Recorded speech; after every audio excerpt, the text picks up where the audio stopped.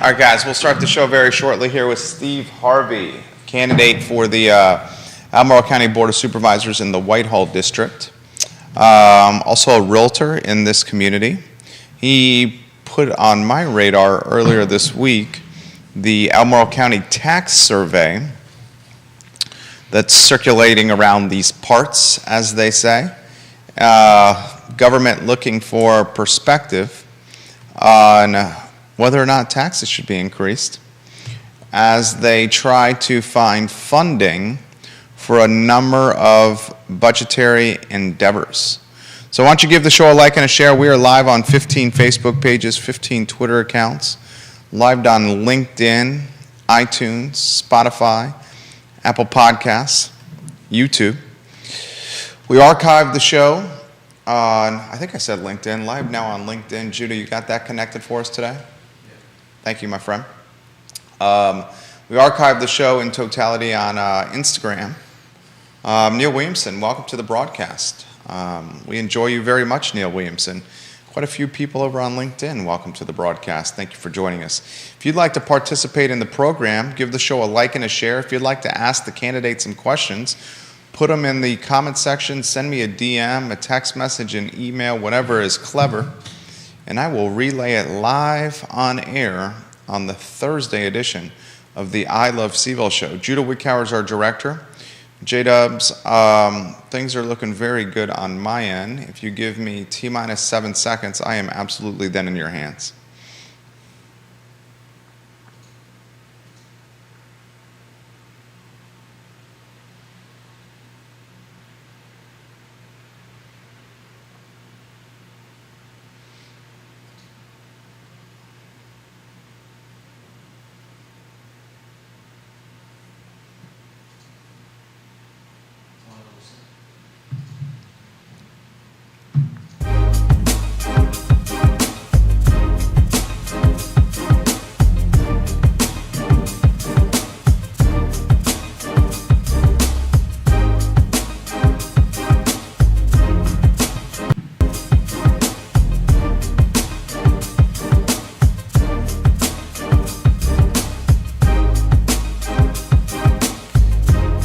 Good Thursday afternoon, guys. Jerry Miller, and welcome to the I Love CVille show. Thank you kindly for joining us. We are live in Charlottesville, the Commonwealth, the country, and the world on the I Love CVille network. So much to cover today in the Thursday edition of the I Love CVille show, including welcoming a guest that you guys have known quite well on this network, and Steve Harvey. We will welcome him to the program in about 15 or 20 seconds. Very excited to get some news out there yesterday about Bronco Mendenhall's house hitting the market. That house, a ranch-style house on 28 acres in Albemarle County, for a cool asking price of $4,875,000. Bronco Mendenhall, the former Virginia football coach, now in a transitionary period of his life, has a estate-style home with 5 bedrooms, 4 bathrooms, 6,800 square feet of living, again on over 28 acres in Ivy, Virginia. One of the Tony aspects, one of the Tony areas of Albemarle County. We'll follow that listing closely. We'll talk about it more tomorrow on the I Love CVille show, but much of today is going to be saved for Steve Harvey. You know him as perhaps a realtor. You may know him as a candidate who challenged Ann Malik in the Whitehall District for Board of Supervisors. Steve Harvey is running again, this time in 2023. Judah Wickhauer is our director. Let's go to the two-shot, and let's welcome Steve to the program. Good afternoon, Steve. Thanks for having me on again, Jerry. I am super excited about this upcoming election. I know it's out in 2023, but there's something in the atmosphere. I saw this recent poll that more Republicans are comfortable announcing that they're Republicans, and something like the national shift from, I think it was 43% willing to admit that they're Republican, and now it's up to something like 49%. Well, you have been not shy to broadcast from the tip tops of the tallest peaks in Whitehall to the tip tops of the tallest peaks of Carter's Mountain, Child's Orchard, that you are a Republican. Yeah, and I've been Republican my whole life, but I've never been as proud of it as I am now. And I think we made it through a really hard time as conservatives, as Republicans, all the nastiness that we are smeared with that happened here in Charlottesville. I think that we're through it. I think that the American people have seen that, look, you need to have legislators that believe in systems that take into account human motivation. That's the basis for most Republican legislation, is people respond to incentives, and you need to take that into account anytime you're legislating anything. And more people are getting on board with that. More and more people are seeing that our rights and constitutional rights are being infringed on, or, at least they're testing the edges. They're seeing what they can get away with. And this is the tip of the spear for them. Albemarle County has enacted the most extreme anti-gun legislation that you can enact in the state of Virginia. The most extreme. That's where you live. If you're in Albemarle, you're in the most extreme locality in the state of Virginia for gun grabbing. We've talked gun legislation the last time you were on the show. I want to bring that up again. Before I do, I want to talk something that I discussed earlier this week. Made sure to give you credit for sending it to me via the email inbox, and that's a survey that's circulating around Albemarle County. Interestingly, it has yet to truly penetrate the traditional media cycle. I do expect it will. Neil Williamson has put this on folks' radar as well. I'm going to get out of your way. A survey. First, the cliff notes of the survey, Steve Harvey. Neil put this on my radar. So and he's watching now. Neil, how's it going? Yeah. I rely on Neil's watchdogness or position to. He writes such clear, concise articles that get right to the heart of the issue that I can send his material out to interested parties and they'll get the whole picture. And I don't have to follow up and give them a whole bunch of backstory because it's already in the article. And so I rely on Neil for his assessment of the government, and also the quotes he gets from our supervisors are many times quite horrifying. But let's stick with the taxes for now. Yeah, let's stick with that. I think that 3 years ago when I first ran for Board of Supervisors, we talked about the TOT. And we talked about how the money was being spent. Transit occupancy tax. And how it was being misallocated, misappropriated, and that the government here was taking apart a system that was sold on a lie. They said that we're going to put together this board. It's a marketing and tourism board, and that's going to be filled with marketing professionals and experts that are going to increase your bottom line. The board is the Charlottesville-Albemarle Convention Visitors Bureau, yes. CACVB. And I've been reached out to by multiple people that used to be on this board saying the government came in, they pulled out all the actual marketeers that were making sure that, we got more business in Charlottesville. The experts.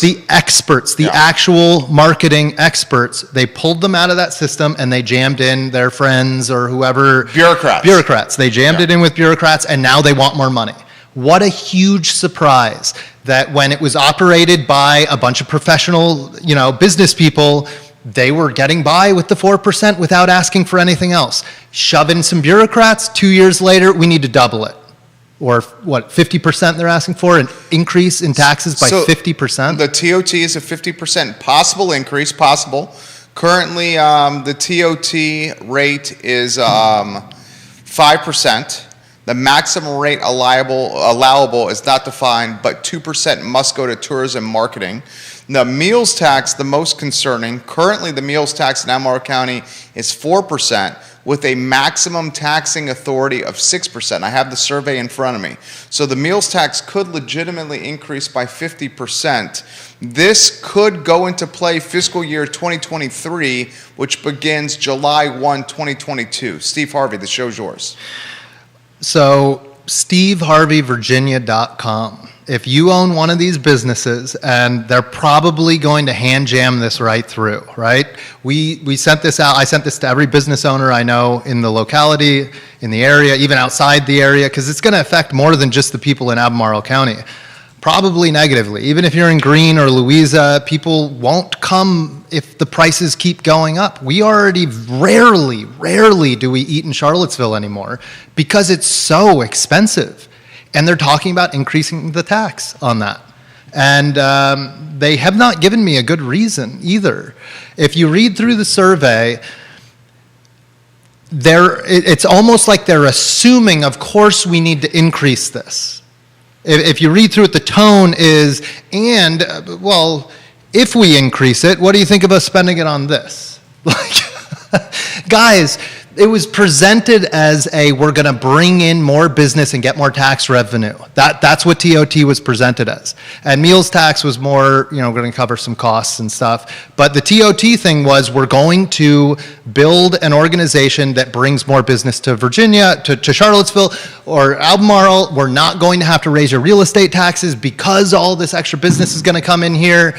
They haven't done any of that. It's always all the above. When you have 6 people on the Board of Supervisors that are all the same political persuasion, that agree fundamentally on how big the government should be, which is enormous, and they're just voting yes. They just vote yes. This survey, I hope that they take it seriously, the result of it, because I don't think that there are many business owners post-COVID that are like, yes, I can afford a 50% tax increase right now. I think those are good points. I do want to emphasize this. The meals tax is passed to the customer. It's not absorbed by the business owner.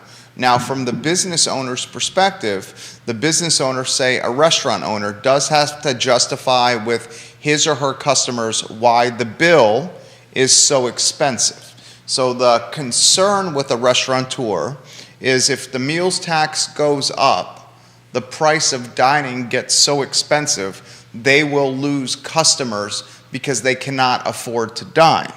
There's also the regressive nature of increased taxes in that they impact individuals, families that are living on the financial margin more so than individuals that are deep-pocketed. We'll go to LinkedIn for the first question. Friend of the program, Lee Elberson, is watching. He's a multiple business owner. He says, Steve, don't laws reflect the desire of constituents? Different geographies can and should vary depending on the local political temperature. Extreme is a matter of perspective. Sure. Yeah. I guess, say, if you were in Germany in the 30s or Mao Zedong's China in the 50s, you'd look at here and you'd say, that's not extreme. They're just taking away some guns. I mean, they're killing people down the street just for having glasses. That's what they did in China. If you had glasses, they killed you.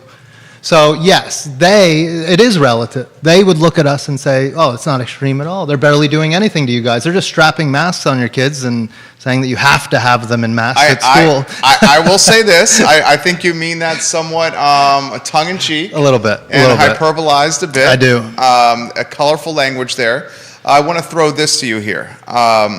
What are your thoughts on Albemarle County has got a budget of just north of $400 million to run, okay? Inflation, supply chain issues, labor shortages, cost of goods increases, et cetera, has made jurisdictions more expensive to run. So they need to find ways to increase revenue for the jurisdictions. This, in the eyes of the Board of Supervisors, I'm talking for the sake of a talk show, is a measure that they may need to do to keep the jurisdiction running appropriately and keeping it afloat. So, Jerry, I don't think that it would be appropriate to have 6 of me on the Board of Supervisors. Okay. Because that would not represent our constituency here very well. Okay. However, the fact that there's nobody like you or me on the Board of Supervisors is a tragedy, and it's causing the escalation that we see in the costs here for government. You said we're up to just over 400. Yeah, so, yearly budget for Albemarle County. So if we go and look, this analysis was done in 2020, but we've had in the last 20 years, I think a 31% increase in population, or an increase in 13.5% in school population. And we've had a 70% increase in the budget of the local government. So either they need to admit that inflation has been going gangbusters, and that's why they need to charge 70% of what they charged 20 years ago. Or the alternative is? Or bloated government, I would say. If you have a population that increases by 30% and you have a budget that increases by 70%, you've got a government that isn't appropriately functioning. That's basic. What do you see as and folks, if you have questions, perspective, you want to relay to Steve Harvey on air, please put them in the feed. Neil Williamson on my personal Facebook page in the comment section has shared background from 2018 on this, I don't want to call it a debacle, but this storyline. The story he shared was government tourism coup will produce poor political palpable promotion and pitiful profitability. Neil, that's some tremendous alliteration right there from you, sir. I'm sure you enjoyed writing that headline. What's the collateral damage from a meals tax potentially increasing 50%? And what's the collateral damage in your eyes from the transit occupancy tax potentially increasing multiple percentage points? I see just more in the future, more taxes, less people coming here, less people staying in the hotels. I listened to your broadcast a couple days ago, and you're talking about other revenue streams. And this is the opposite of that. This really is the opposite of that. This is destroying the goose with the golden egg. That's what this area is. What's the goose with the golden egg here? Beautiful, beautiful area. That's the golden egg right there. Or the goose is the beautiful area, and we're slaughtering it for some short-term gains. Like, really, if it's so expensive that when you come here, you leave and you think, man, I probably, I'll want to come back because it's so pretty, but maybe we skip next year. That becomes a mindset. We come here probably a quarter of what we used to 4 years ago. You're talking your family? Yeah, to the city of my Charlottesville. family. We used to come here all the time, and we're being priced out of the market. I'm going to ask Judah your comment to close the show from a few days ago about this topic, about pricing and the expensive nature of the area, because I thought you put it very succinctly at the end of the program. So brainstorm what you said there. I thought it was very beautiful and very well put. Let's continue the discussion here. So the transit occupancy tax is a tax on tourists. It is a tax on people visiting the area. As someone who is fiscally conservative with money, socially liberal with ideology, fiscally conservative with money, I do not mind a transit occupancy tax that is taxing tourists who come to our area. Transient. What's that? Transient. Thank you, transient. That are looking to spend money in vacation setting. Yeah. And then leave. They're not taxing our schools. They're not taxing our roads. They're not taxing our infrastructure. They're just coming here, spending money, and leaving. Mm-hmm. Now, I am in 100% agreement with you, Steve Harvey, about the meals tax. The meals tax is undoubtedly a tax on locals. Your family, my family, Judah's family, the constituents of Whitehall, the constituents of the Scottsville District, Rivanna, Jack Jewett, Samuel Miller. These are the people that go out and patronize and support the restaurants and keep them afloat through good times and through bad times. So the meals tax I see as regressive. I also want to echo your thoughts, and it's one of my aspects of my platform, of incremental tax revenue sources. I've emphasized so many times the sports tourism nature that's missing from this community. And I've also emphasized an action plan for Biscuit Run that is a park that is sitting vacant in the urban ring. Jared, this is exactly what I'm talking about. If you've got a problem with the amount of revenue being generated by TOT, then you need to figure out a way to bring more people so that you're getting more money from your TOT. Not, let's just, we're not getting enough now because not enough people are staying. Let's just charge them more so that we get more money. That's not a solution to this. You'll just get less people coming here. So yeah, incremental forms of tax revenue, bringing in more. You can't disassemble the marketing apparatus that was supposed to be driving more people here to offset the cost of the TOT and then say we need more money in TOT. You can't have a 70% increase in the revenues for the county with $10 to $15 million over budget every single year is the money that they're taking from the taxpayers in this area, and then creating more programs to backfill it so that they need more money next time. This is just another cash grab. This is just for the last 15 years, it's been consistent. We can get more, let's take more, as long as we can get away with it. Your commenter, I don't recall his name, is exactly right. Everything is relative. And in this area, they've been relatively crazy with increasing the size of government because there's very little pushback. And when there is pushback, it's ignored. I've been to dozens, 50, 70 Board of Supervisor meetings since I moved here. You're very engaged. Like a lot of these meetings. You participate at probably one of the highest clips of anyone except for, say, Neil. Or a Sean Tubbs. Yeah. You're right in that next echelon. No one can ever say that Steve Harvey is not an engaged constituent or taxpayer. That is safe to say. Yeah. You've led peaceful protests.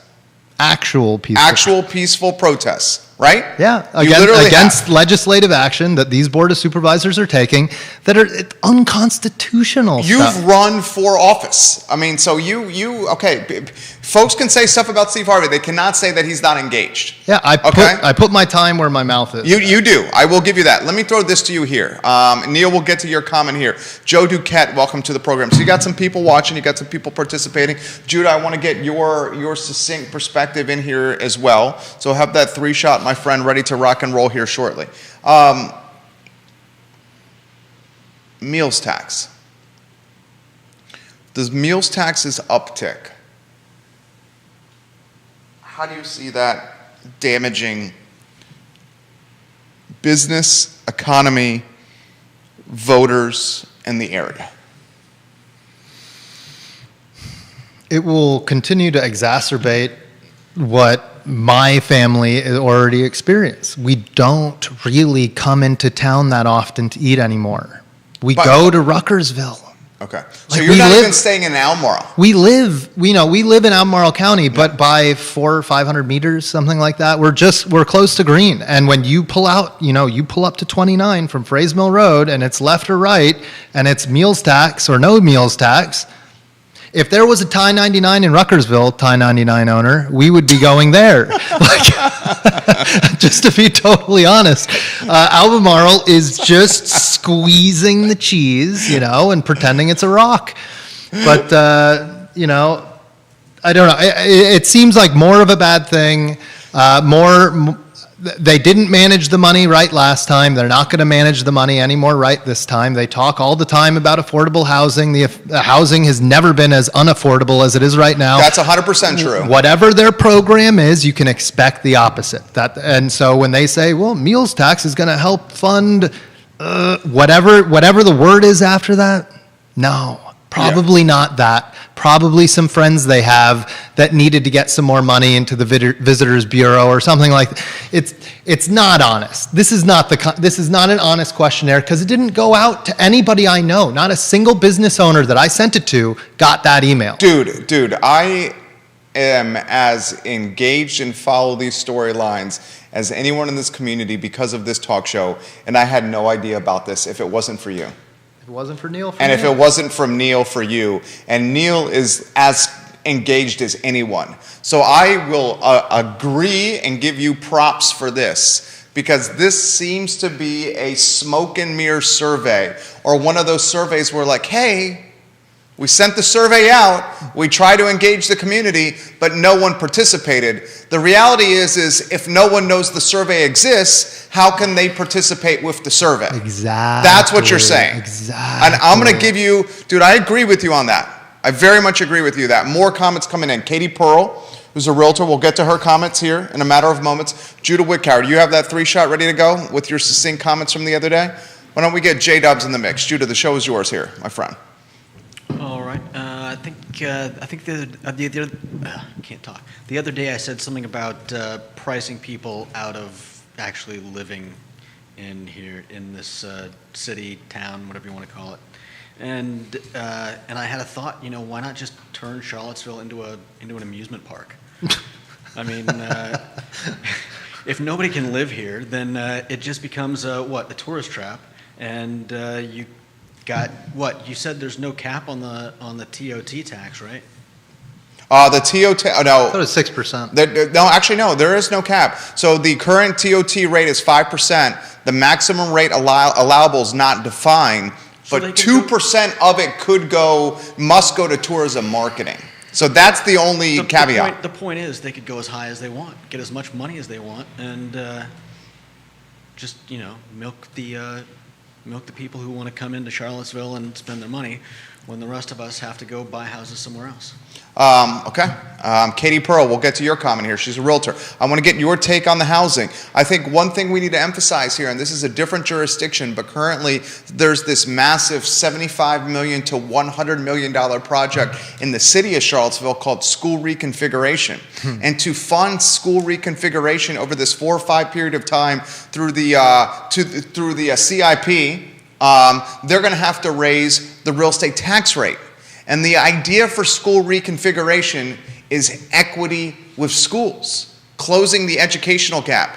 What the forest through the trees or not seeing aspect of this is, if you raise the tax rate so high with real estate in the city of Charlottesville, you are not creating equity. You're creating a 10.2 square mile area of rich homeowners. So this school reconfiguration project that is going to take 5 years to do, five years to do, by the time we get to those 5 years, how many people have we priced out of the city of Charlottesville that can't afford to live in the city of Charlottesville? So we're in a lot of ways gentrifying the city and doing equity for folks that are already wealthy. But that's it. I regress. Let's get to comments here. This is from Katie Pearl, a colleague of yours, and by colleague I mean she's also an agent. Okay, one of Keller Williams' finest. I very much appreciate Kelly Pearl quite a bit on the show. My husband and I love to eat out, but it has become cost prohibitive to do with our family. Combined with the inflation of food prices, this additional tax would probably put the nail in the coffin for our family of 6, soon to be 7, to enjoy local restaurants. And way to go, Steve Harvey, on bringing this to light for everybody.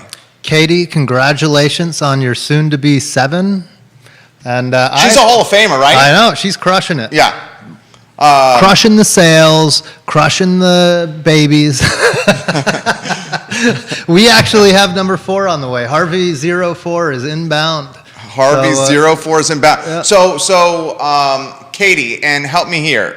Moving from Green, is it close to you? They're moving right across the street from us. Okay. I see their construction every day. Okay, so this is a potential voter here. Oh, yeah. For Steve Harvey in 2023. What are your constituents saying? What are the folks in the Whitehall saying about this? Do folks in Whitehall, does this resonate with them? Because are folks in Whitehall patronizing restaurants as much as, say, a Samuel Miller, as much as a Jack Jewett, as much as a Scottsville district? And I'm just asking to get educated from you. That's a tough question. I know since we moved more rural, we have spent consistently less time, largely because of expense, outside the city. And a lot of people I know are spending more and more time in Ruckersville, not Standardsville yet, but maybe Ruckersville, maybe a little bit Madison. They head up there to Yoder's and whatnot for the chicken special or whatever they've got going on up there. And now there's going to be a new Chick-fil-A that's outside the county. A lot of competition. There's going to be a huge amount of competition. But for Katie Pearl's point, I think that she is hitting the nail on the head. That's exactly right. She's one of many, many families that make that cost-benefit analysis and are going to decide not to come down. That's money coming straight out of the coffers of people that live in Albemarle County, And it's a legislative decision. And this is going to be bad PR because everybody knows the cost of going out to eat has gone up tremendously. Inflation, cost of food, some of it's China's influence. I don't know if you know about pork. I can tell you a lot about pork. Oh, tell us about pork. You want to know about pork? I'd love to know about pork. 2.5 years ago, I was at a Military Officers Association of America meeting. And as a special guest speaker, we had the head negotiator for the Trump administration to China as the speaker. Which, that's just a sort of random neat thing, head negotiator, who knew who that was? And he's sitting at the table with me. We ended up talking for an hour about how the negotiations were going, how bogged down everything was. But the conversation turned to pork about 10 times over the course of an hour. It's the primary protein they eat in China, and they had the swine flu come through China and exterminate roughly 80% of all the swine in the country of China, and that's their primary protein. So what did they do? Do you know what they did? Tell us. They came to America. They bought most of Smithfield. They bought they bought a huge number of swine herds, of swine factories, like the whole industry. They took a chunk out of the whole thing. Now, when you go to buy bacon, it costs twice as much as it did last year. It's quite expensive, bacon. Twice as much. They don't talk about inflation being 50, 100%. They talk about it being 7 to 10%, right? Your pork costs twice as much as it did last year. That's bad government. That's bad. Like, they had to take some sort of protectionist action here. If you're actually if you eat your bacon now, I want everybody, think of this next time you have your bacon. Does it taste like there's a ligament or there's a little bit of texture that's wrong to it? You're not getting center cut bacon if you live in the United States anymore. You're getting the end cut. It's worse, and somebody in China is eating your crispy bacon. Steve Harvey. I'm 100% serious. I do not doubt you about bacon. The man knows his bacon, and the man does not want to mess around with his crispy. That's my bacon. Do you like your bacon crispy? Super crispy. He likes it super crispy. Judah, how do you like your bacon? Oh, man. American? American. I like it crispy. Unburnt. Unburnt, crispy. yeah. Yeah. Keep the carbon off it. I like the same. So Bill McChesney watching the program. The hidden meals tax. If you go to Sam's and buy one of their tasty rotisserie chickens, you pay the county meals tax.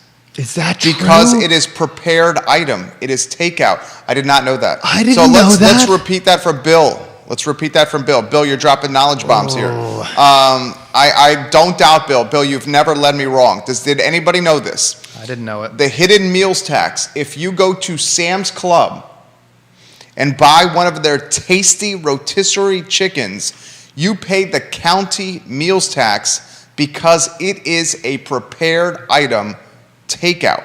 And he says you won't have any families but wealthy ones on the door, on the hook in Albemarle County if we keep doing this. And he said Tyson is building a bacon factory in the United States. So that's on your. Did you know that about Sam's and the I didn't know that. prepared food goes to the meals tax? I did not know that. I assumed the pizza and the soda and all that stuff at the Costco entrance or whatever. The cafeteria part. Yeah, I assumed that. But you go into the grocery store, you pick up items off the shelf, and then they're slipping. Does it say meals tax on your receipt? Oh, so Bill, offer some perspective, and other watchers and listeners, offer perspective on this, please. Yeah. Put it in the feed. You're educating us. Georgia Gilmer is watching the program. She routinely contributes to the show. She says bacon at $10 a pound. He's correct, and it's not the same tasting bacon. It's worse bacon, I'm telling you. I'm not exaggerating. I have it right from the horse's or the pig's mouth, whatever it is. I was astonished when I heard the story, and I thought, like everybody thought with everything Trump related, well, how true is that? Like could it be that bad? He said we're going to see double, triple, quadruple the price of pork. And it's been 2 years, and we're at double. So he's not wrong. Neil Williamson watching the program. We encourage everyone watching the show to check out the Free Enterprise Forum. For what it's worth, Crozet soccer dad and local attorney Don Long mentioned sports tourism in his remarks before the Board of Supervisors yesterday in matters from the public. So I understand the platform we have. I will continue driving home sports tourism. You, as a father of soon-to-be 4, right, a graduate of Notre Dame, understand the value of sports. And dude, we have UVA in our backyard. I was a triple letterman in high school. Okay, so you understand the value of sports as well Yeah, here. We need sports, and it's a great. I love your idea of tournaments, of bringing in extra funds. Yeah. I mean, my primary platform here is they're already taking enough, they're trying to take more, and we need a voice on the Board of Supervisors that's going to say, hey, we need the other side of the argument. We need some kind of balance, we need some conversation and debate in there, and we're not getting that. If you came in and you were, hey, I think this might be a good idea, let's call in the Visitors and Tourism Board, let's see what they think of trying to get, what's the cost going to be of that, how can we promote it, what's that 2% going for already from the TOT, maybe it should be shifted to a board that brings in those kind of wrestling tournament, like whatever kind of tournament. Soccer is probably the best, I would think, because They're all good. They're all good. We don't want to marginalize any yeah, sports. but They're all soccer, good. no equipment, you don't have to pay for it, it's just a field. Judah, thoughts over here on anything we're covering? I'm all for bringing in money to the area from outside. I mean, people come in from New York, and they're used to paying $2,000 a month for a one-bedroom apartment. They don't care or know that they're paying more for their hot dog or whatever at the park or the arena. So why not get it there, and why not build the infrastructure and everything that we need so that we can take advantage of that? Because there's a balance in tax. If you go too high, then you end up losing money. Nobody's gonna buy. Nobody's gonna go out and visit the restaurants, and eventually people are just gonna move somewhere else. And if you go low, then oftentimes you get people coming out and spending more money.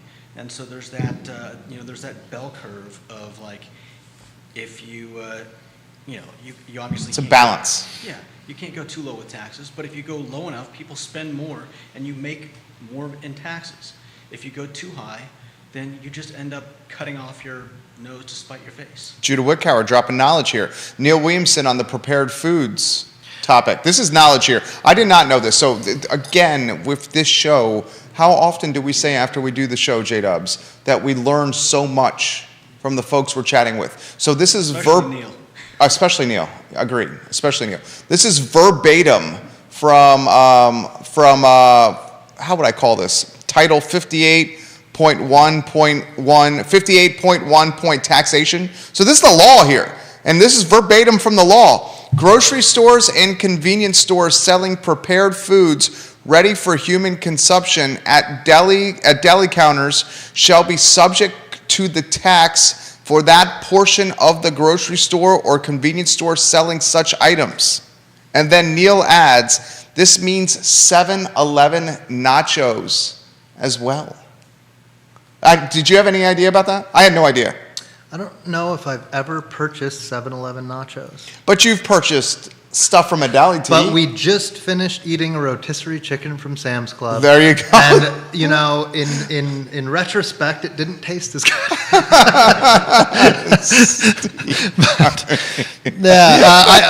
There's a disconnect. I'm going to keep on pounding this. The most rural representative that we have is my opponent. Yeah, Ann. And Supervisor Malik, excuse me. The stuff that she says and the positions that she takes are just constantly anti-rural and like a disconnect with an understanding there. So now they're talking about changing building codes so that your barn has to comply to county building codes. What's that mean? Talk to me about that. Buildings, Offer that in very layman's terms here. Buildings under current law do not have to meet minimum requirements of the building code, according to Campner.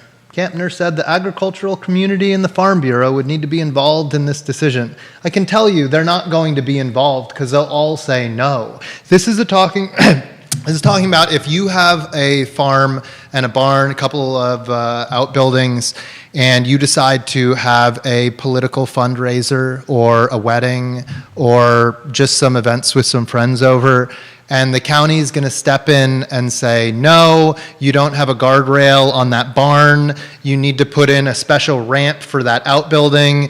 The parking is not situated for disabled Americans, or like whatever regs. They're coming into farmland and barns and now trying to enact it. And the representative for the rural folks, if people want to put a tractor or livestock in some building, that's different than having people there. The people aren't in the barn all day. The cows and the tractor are in the barn all day. But when I want to throw a party with my friends, I don't need to call up my supervisor to make sure that the guardrails are okay. Like, we have some basic freedom and liberty that doesn't have to be stomped on. And there's a pattern here. It was the brush burning reg that Ann wanted to put through. That burned you up, literally and figuratively. Oh, my goodness, 300 feet from the nearest tree? It's so elitist. You have to have 50 acres to burn some leaves or some refuse, from your farm activities that you can then use as fertilizer on the rest of your property. And they're banning it, or talking about banning it. And it's the most rural representative that's coming. The rain tax. I'll go to my grave complaining about the rain tax. No doubt you would. I still am to this day astonished that the rural representative presents that. And thankfully, you should offer the background of the rain tax again for the viewers and listeners. I don't know if they want to hear about it again. So we are 10 years ahead on our requirements for the Chesapeake Bay Renewal Fund. Foundation? Action? I don't remember the name of it. But everybody knows Chesapeake Bay needs to be cleaned up, and we put in these regs across the state. Hey, you got to make sure that you don't do this, you don't do that. And each locality was expected to take certain actions and then follow a timeline. Albemarle County is a decade ahead of schedule. My representative, the most rural representative, thought, Charlottesville just enacted a rain tax that gleaned an enormous amount of funds from everyone who had an impermeable surface in the city of That's everyone. That's the church you go to, the grocery store, your house, your driveway, your sidewalk. Every single square foot of impermeable surface got cataloged, categorized, and taxed. That's what they did in the city of Charlottesville. The churches are now paying taxes. We expect them not to put their thumb on the scale for politics, but they have to pay taxes. So Ann saw this and thought, my goodness, so much money to be had. We've got tons of impermeable surface in the county, tons of churches too, a lot of churches. You know what churches are made of? A giant parking lot and a giant building with a roof. All impermeable. We could get an enormous amount of tax revenue, rain tax revenue. They were going to charge everyone in the county for every square foot. And very difficult to calculate, by the way, when you go out to the rural areas and you're talking about part of the road is dirt, some of the roads that were identified were actually just lines of haystacks, right? So now you're sending drones out to categorize everybody's land. I don't think they said that. I don't think they were they going to send drones out? They were joking about drones. Okay, everybody knows that the joke starts it out and they finish with really doing it. I mean, come on. Everybody knows where government goes. Oh, let's send a drone out there. 3 weeks later, is that really a drone? Anyway, so the rain tax, there was a huge pushback against it. We had dozens, 50, 100 tractors show up at the Board of Supervisor meetings with signs, you're going to tax us. You literally did. Yes, yeah, that happened. Did. Yeah. They were embarrassed out of doing it. They were so embarrassed because they try to pretend like they're on the working side. The working class, that's their side. It's not. It really is not. I'll throw this to you. Why does it, very straightforward question. Why does she keep winning? So there was a large demographic shift when the 5% of Albemarle that's allowed to be populated got shifted to Crozet. And so Crozet exploded in population. A huge amount of people moved to Crozet. That's the reason that she's still in office. The reason she entered office is because the person that she ran against enacted a bunch of policies that she's been enacting for the last 20 years, right? He enacted some of these policies about expanding, I think it was approving some subdivisions in and around Crozet. And then he got ousted for that. And she ran on, we don't need any more of that. And then has just done that one thing exceptionally since then. Like, I don't know how much control she had over it. There was the 10-year plan or whatever. Yeah, that was a growth area. Yeah, and they made it a growth area. But she ran on, that was a bad decision. And has not done anything to resist that since then, has only proliferated further. Let me throw this to you. What's the message? Because I want to ask you about mask in schools. Yeah. Because I have a feeling the mask in schools topic is going to be something that comes up certainly midterms, which are right around the corner. Yeah. And potentially. You think midterms, it would have an impact on that? Maybe the zeitgeist, how everybody feels. I want more freedom. I want less freedom. Undoubtedly. Yeah, that might, but there's no school board running. There's no board of supervisors running. I think it's going to be a question that's going to be that candidates will have to address. Yeah. It's the topic the county is talking about now. But before we get to that topic, and Jude, I'm curious if you have anything that you want to add here. First, let me ask this to Steve. What's the message here that you want to get out to the many folks that are watching about the TOT, about the meals tax, and about, frankly, taxing in general? TOT and meals tax, I'd say this. If you are a business owner, please find the survey. Please just answer it accurately. Make sure you read it very carefully. I learned about making surveys at Notre Dame, and we got some good work done with them. There is a whole science on how and phraseology on how you put these things together. Read it very carefully. They will switch the tense. They will switch the meaning from line to line, so that if you think I'm saying no, I don't like it, no, I don't like it, no, I don't like it, the third question is, if it didn't get enacted, would you hate the reverse of that? And you read it and you go, wait a minute, what? And then okay, I'm supposed to say strongly approve of this one, not strongly disagree. Anyway, so go through and read it. Every business owner, anybody who thinks they're going to be affected by this, please fill out the survey, send it to your friends, because it needs to be an avalanche. Like we saw with the rain tax. There were dozens, maybe 100 plus people with tractors showing up that bogged down, like we're seeing in Ottawa right now. I'd love to talk about Ottawa. So you have folks supporting you on the feed. Kevin Higgins. He says Supervisor Malik is winning because of Old Trail. And he also says we need more pissed off citizens like Steve. He's going to be a supervisor one day. Kevin Higgins. Hey, Kevin, thank you.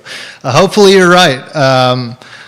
But it's going to be a tough row to hoe, but I see that there is a shift in momentum. Last time I ran, I broke all the records.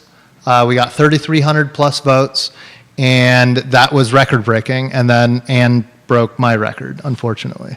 But that was, I had only lived in the district for a month when I announced last time. I've been in for several years now, and I've been going to as many events as there are, when there's a ribbon cutting, when there's an anything, You've been grinding, dude. Oh, yeah. And there was an advantage to you, and this has come up a number of times. People said to me, why have you announced so early?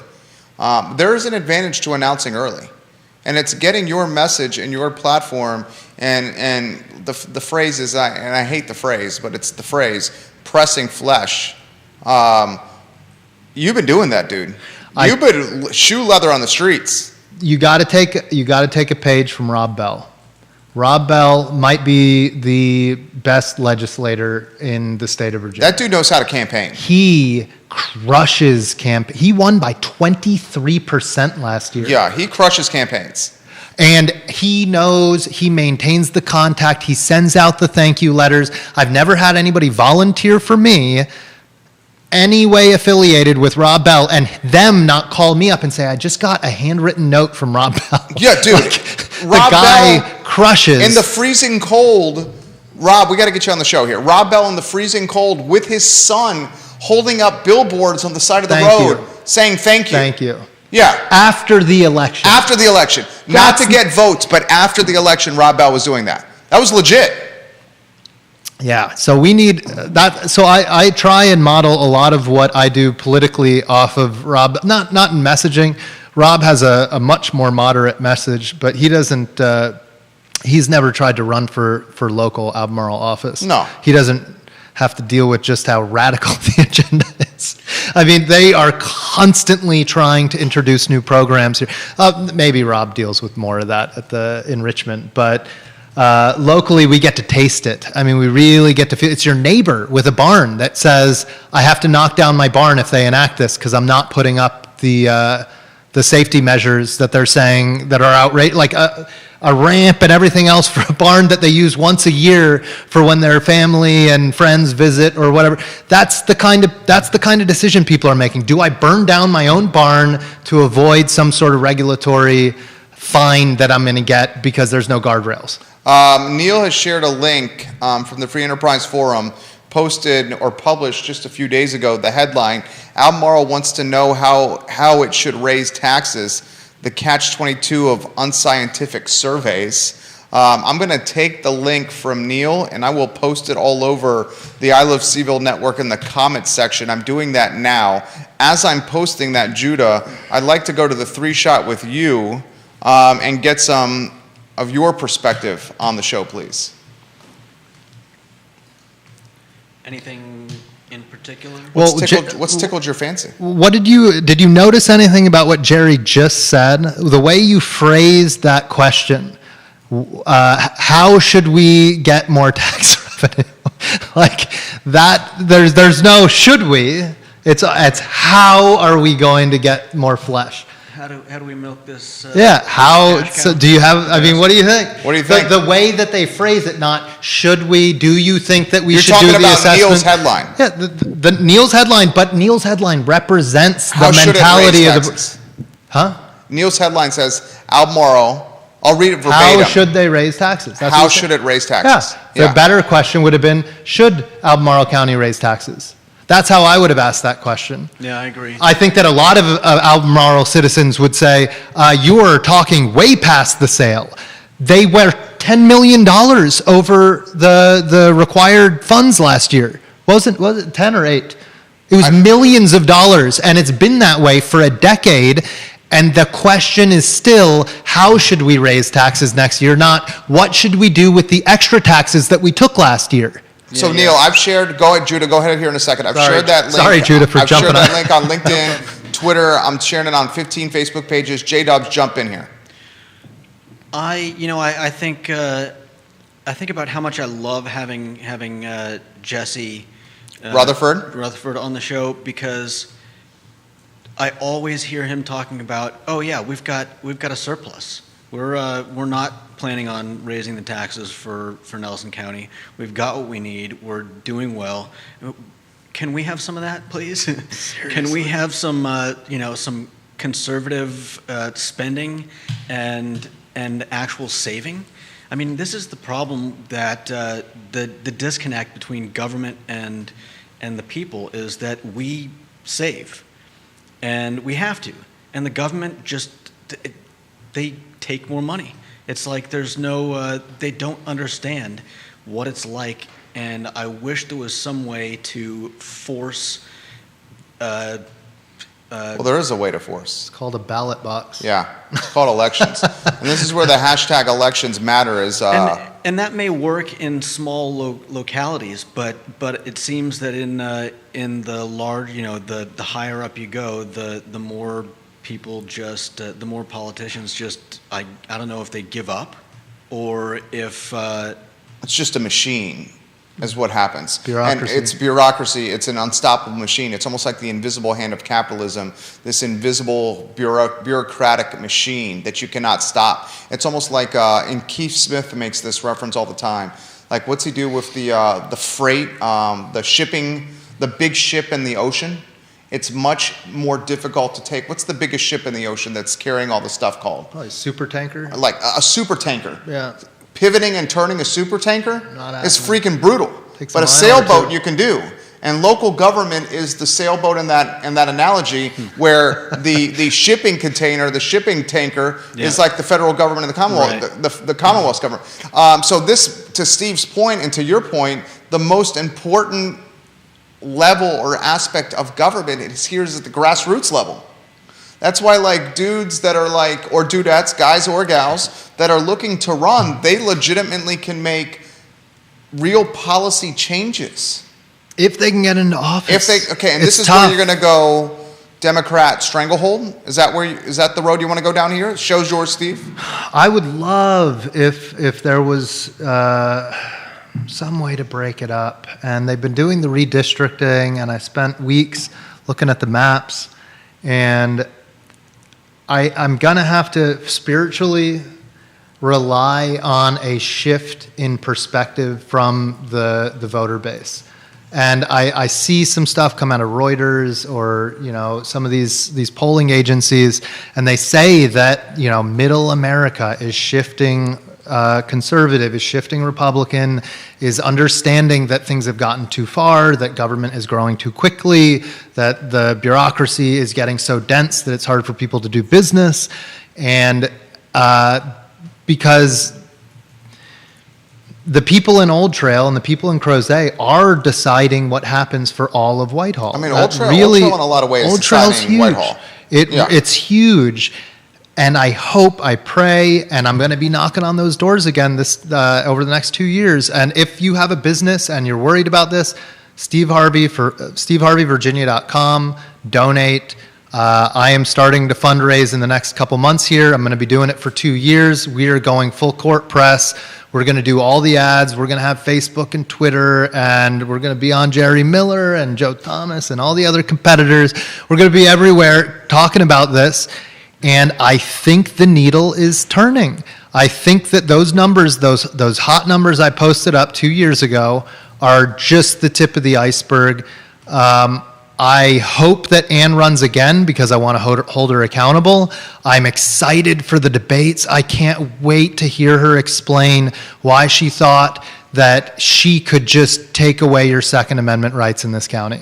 And the reason, oh my goodness, Jared, I talked about the reason last time. Somebody thought that this was. We hosted one of those debates with you and Ann. Remember that debate? It was a great debate. And Supervisor Malik on the show. Yeah. That was. How would you describe that debate? I'd have to go back and watch it. I would remember I was behind the. Yeah, I know. I was sitting in the middle here. The friction was palpable. It was perfect. It's It was how I would holding characterize government it. accountable. It was asking questions that were refused to answer at supervisor meetings. I went through. I said, here's another statement that people made that in front. Sorry. Was that the back? Yeah, my back's a little bit messed up. But right. I'm excited for the debates. I wanna hold our elected officials to task. I want them to have to explain why they did the things they did, why they need so much money, why over the last 8 to 10 years they've had surpluses of $5 to $15 million almost every single year, and they still are talking about tax increases every single year. They're not taking a page from Jesse's book going, we had enough, we don't need to bleed this rock dry. And Albemarle has the exact opposite perspective. We need to get some variety of voice and perspective on there. I know you want that, Jerry. I think that most of Albemarle, if you could put them in a quiet room with me or with you or with anybody that has a more centrist perspective, a not so extreme leftist perspective, that's an extreme leftist perspective. Most of America does not believe that you should ban all firearms in every way possible, right? That's what the county of Albemarle did. They banned firearms as much as they could legally. I think that it was unconstitutional. There's no reason they have to take that action. They have no evidence that it's going to produce better results. They have no evidence that it was producing poor results before they took their action. And I just can't wait to have that sitting across the table and go, Ann, when you banned firearms, you said it was because some friend of yours thought that somebody may have had a firearm legally at a Board of Supervisor meeting, so they left. That's why you don't have the Second Amendment anymore. We are 15 miles from the founding of that with Monticello and, James Madison and these guys lived right around the corner, and the supervisors representing their ancestral home are shredding the Constitution because a friend was uncomfortable for 5 minutes. We fought a war against the superpower of the globe to get these rights, and a friend was uncomfortable, so we're taking them away. Judah, what do you think of that, buddy? I know that you're not a gun nut, but I don't consider myself a gun nut. But Judah, I don't want to speak for you. Denise Ramey, welcome to the program. He says buy a house from Steve to help him fundraise. Yeah, that's true. Hello, Denise Ramey. Welcome to the program. You have a fantastic website, Denise.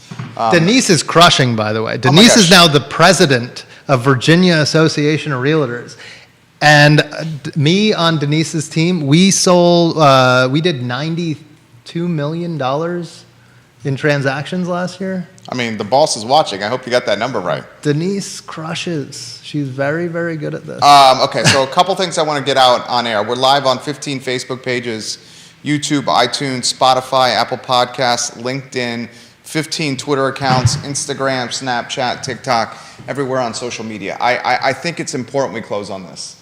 This is a topic that you'll be able to offer perspective on. One of the resolutions, and I'm not a big fan of resolutions, but one of the priorities for 2022 was weaving this man's big, beautiful brain in the mix more. I'm pointing to you there, J-Dubs.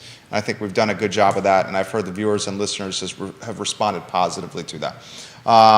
So, Youngkin. Okay, so I will say this. You are seeing in Virginia, and the governor's race was an indication of this, a shift in ideology and a shift at the booth, the voters' booth.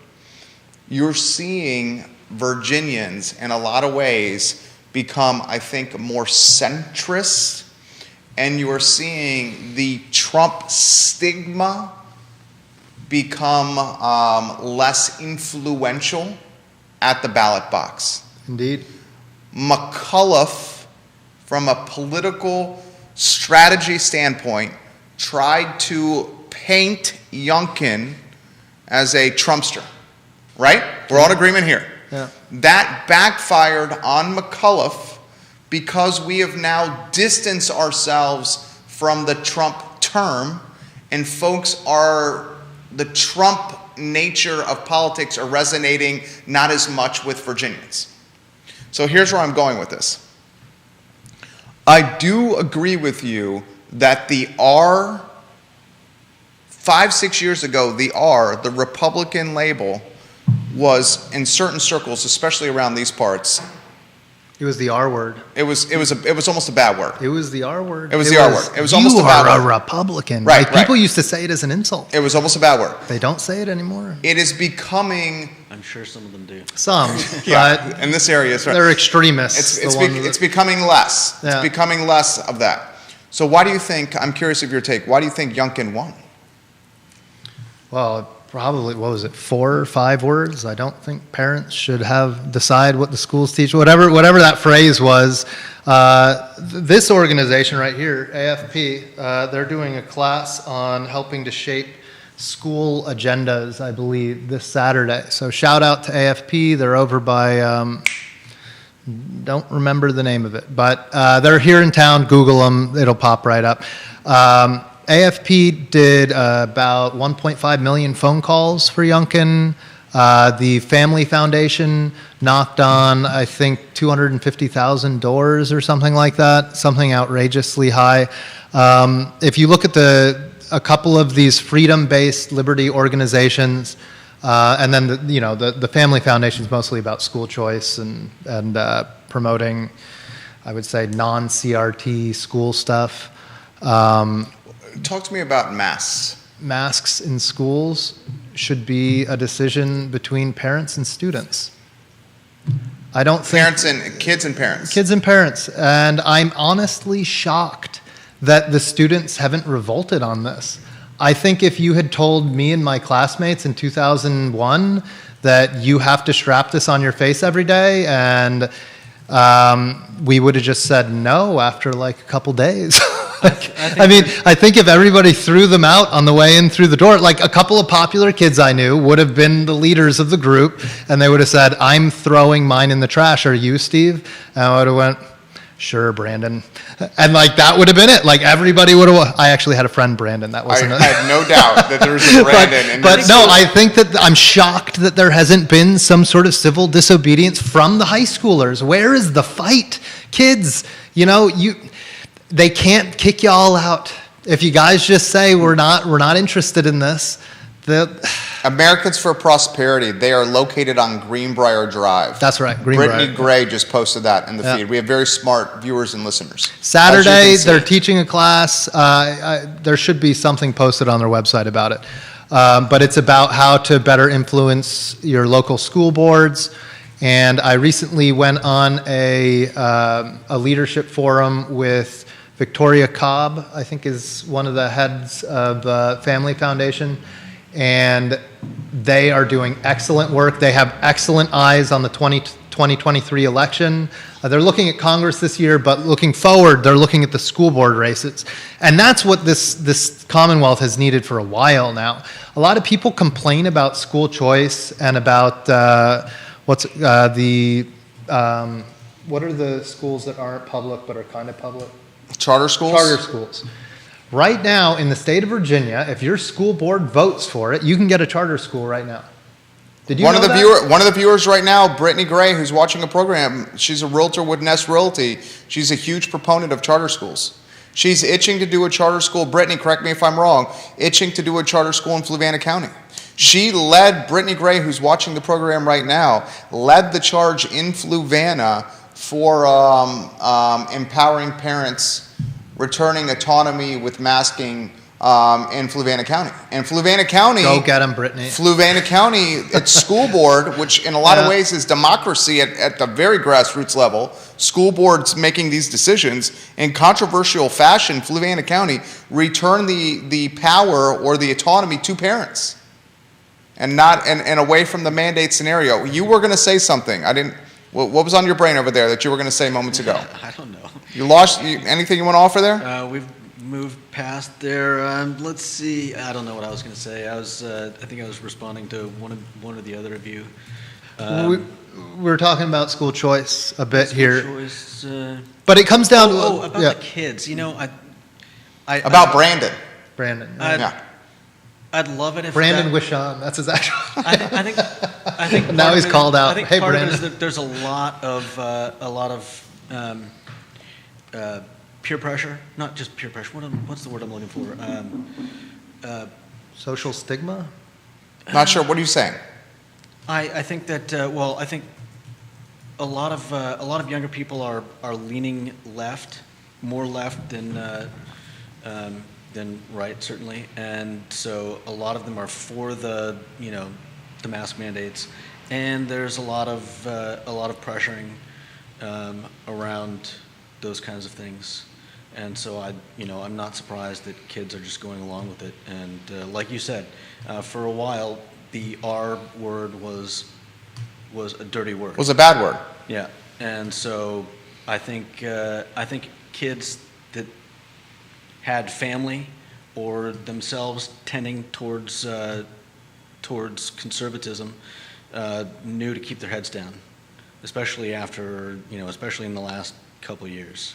Yeah, last 6 days. And like you said, Trump became I think a large portion of America still likes Trump.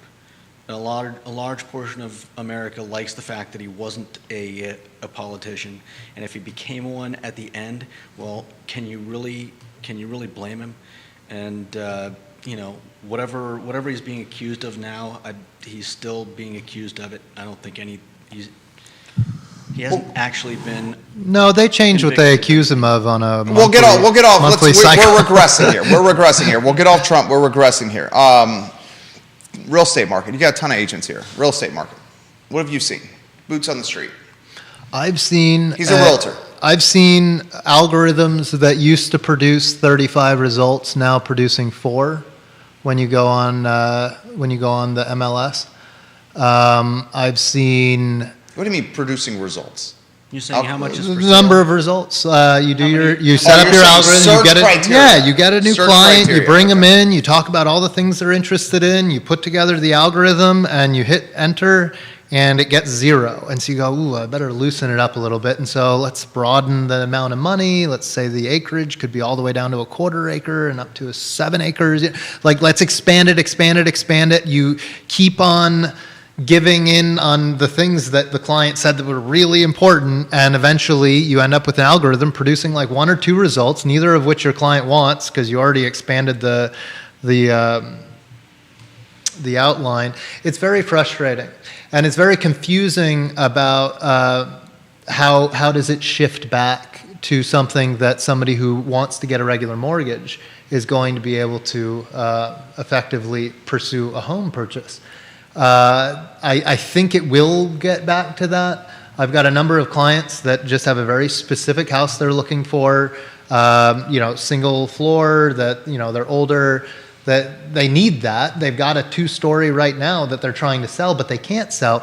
They can't sell until they have somewhere else to live. And there's a lot of that going on. And so you think that there's going to be a dam break kind of moment where 15 houses come on the market, and that makes 15 more come on the market when the purchases start happening, and there's some liquidity that increases. But it's a very, very aggressive market, and it has not slowed down as far as how quick the sales go much at all. You're a buyer's agent. Yeah, as a buyer's agent, it is cutthroat. And I mean, me and the other buyer's agents I work with, we have sharp teeth at this point. When the house comes up, my emails go out 15 minutes after the house goes on the market, and I'm booking people to come look at these places. If you want to buy a house, you need an agent that is on the ball. Otherwise, your offer isn't going to get in. If you're going to buy a house, you need an agent that's on the ball, or you need to be ready to pay some serious cash, if not make an all-cash offer. Or you're going to buy something you don't like. You got to find an agent that you trust, that's going to tell you the truth, that's going to say, look, at this number you get the house, at this number you don't get the house. Is this a healthy market? No, not at all. Not even close. I've got clients that have been looking for over a year and a half for a house, and there is no house that they could have purchased. Are they millennials? No, most of them are older. Wow. Most of them are retirees or heading towards retirement. I have one younger couple that is, they're looking to build now. And it's just like they looked for a year to buy something. They had a very broad set of options, but now they're looking for land. And they're just going to build their own thing if they can find land. But you know how the land market is around here. Land's expensive. So you see that changing? Yeah. You see these trends changing when it comes to real estate? It's hard to say. The increasing in mortgage rates are going to, I would assume, would Diminish slow it the down buyer a pool? little bit, but there's such a backlog of people shopping, and the builders are all backlogged by 2 years as well. The only way I see us coming out into sort of a healthy sunrise from this is if we see builders logging the most hours ever and just producing tons of new houses. Because all these people that are being priced out of the market that are now looking in Greene and Waynesboro and anywhere outside Albemarle County, largely, they need a house to buy, and then they're going to go there. And they're building like gangbusters. Brittany Gray is, I like your style, Brittany Gray, looking to close a deal in the comment section of one of our Facebook pages here. Oh, yeah? She says, Steve, come see us at Stanley Martin. Agents on our VIP list get first dibs I'm at Brook Hill. We have villas coming soon. We're happy to show them to you. You know, I feel like Closing deals, Brittany. On the comment section, I like it. I can feel Denise's blood boiling. She's like, She's watching right now. I'm the number one in Crozet. How can you say that? When people are looking to sell their house, I'm sorry, but when people are looking to sell their house in my territory, they call Denise first. That's how it goes. Denise, we love you on this program. You know we do, Denise. All right, why don't we wrap up the show here? Steve Harvey always brings perspective to the I Love Seville network. Judah, we'll give you some closing thoughts here first. Senor Steve Harvey, anywhere you want to go?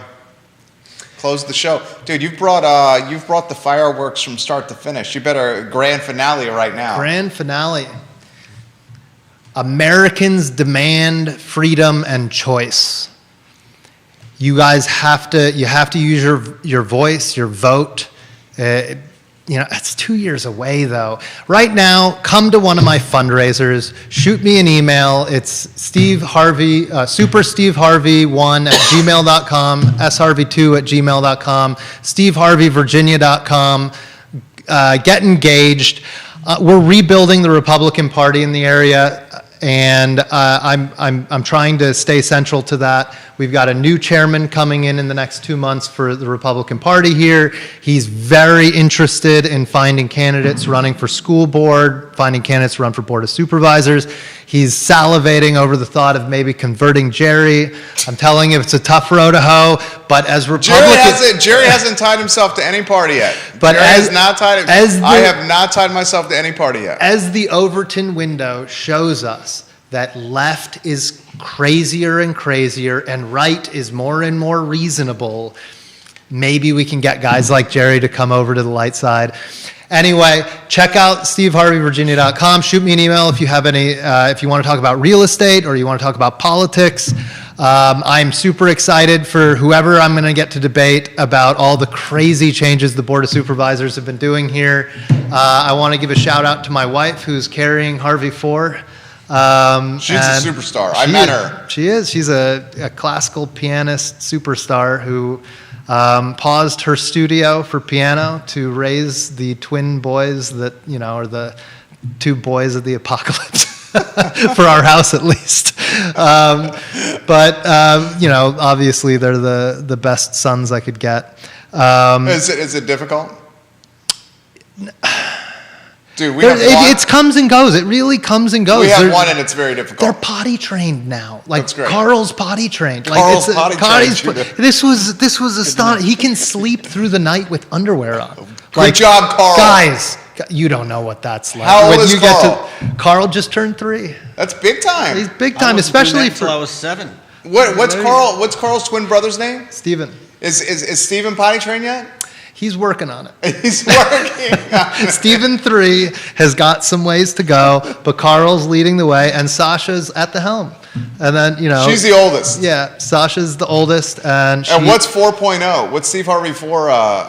We haven't figured it out. Are you going to find out? We waited for Sasha, and that was incredible. Oh, Sasha was a surprise. You had no Sasha idea? was a surprise. Wow. She came out in the bag. Do you know what that means? Yeah. She still had the umbilical. Yeah. She came out. It was like something from a sci-fi movie. And my wife was this monster, this beast. The nurses or the midwives, Kate, slow down.